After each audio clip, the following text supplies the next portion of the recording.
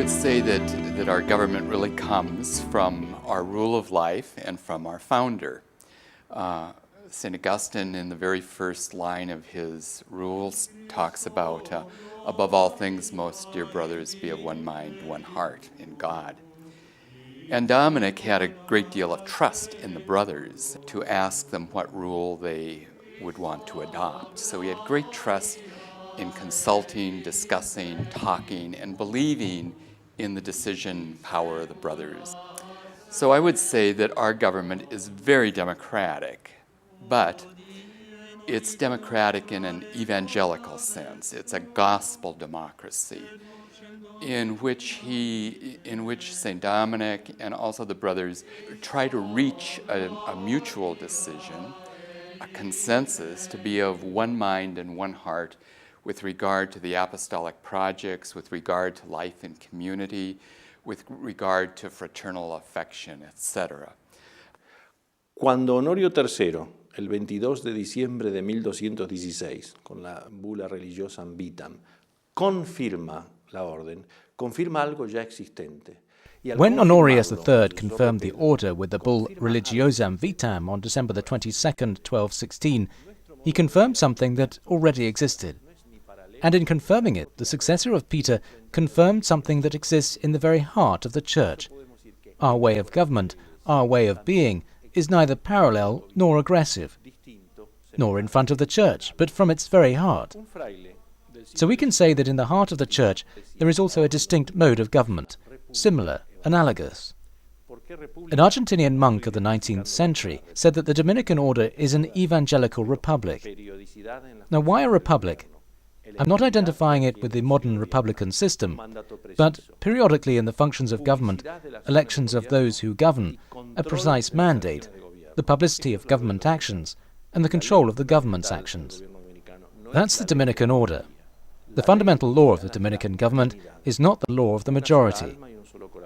Dominican law is unanimity, one soul and one heart, and that law can only be lived and built within the enclosure. I can only reach unanimous decision of the community after much sacrifice, time and knowledge to set aside personal things, but inside the enclosure. For us, the rule, and the Holy Father's catechesis during the February 3rd audience on St. Dominic mentioned it, guarantees the free participation of the voice and vote of every brother who is considered mature enough to participate in government. But the common experience of the Word guarantees us that joy, which I think is a clear sign of the Dominican vocation, because St. Dominic was a happy saint. And besides, it is from this unanimity that it is most appropriate to preach the gospel. Esa unanimidad que es la más apropiada para predicar el evangelio.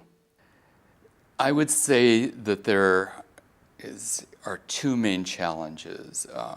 First, if we have not been formed appropriately for our government, then it seems like it's just a matter of a superior giving a directive, and in some way I can argue with him, I can disagree with him, I can withdraw effectively from obedience because of my own individual way of wanting my way. That's a very serious challenge, individualism. Another challenge is when a superior or a chapter does not call a person to this type of evangelical obedience of which I've spoken.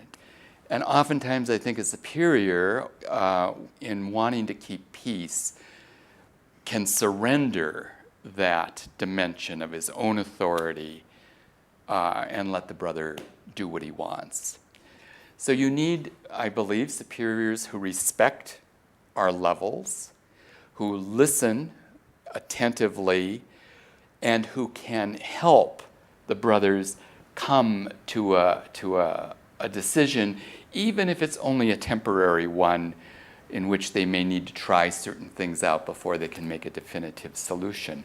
So good government usually means we have energy, time, and focus to look at the mission.